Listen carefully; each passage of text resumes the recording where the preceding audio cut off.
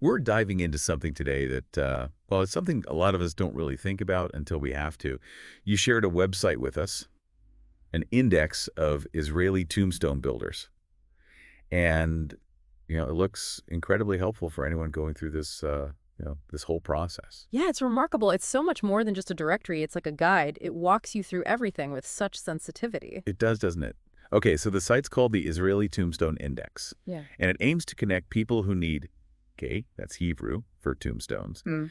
with reputable builders across Israel. And right away, I noticed the builders don't pay to be listed. That and the fact that the index is run by a nonprofit really stood out to me. It feels like they genuinely want to help people. Yeah, it feels more like a community service than a business directory for sure. Yeah. And speaking of helpful, I was impressed by how much information they provide. It's not just contact info. There are guides, FAQs, even catalogs of tombstone designs. It really is like a one-stop shop for this. You can learn about the different types of tombstones. Materials like quest, which is marble, which is granite. You can even get an idea about pricing. They even cover things like cemetery regulations, Mm-hmm. the decks, and Jewish mourning customs.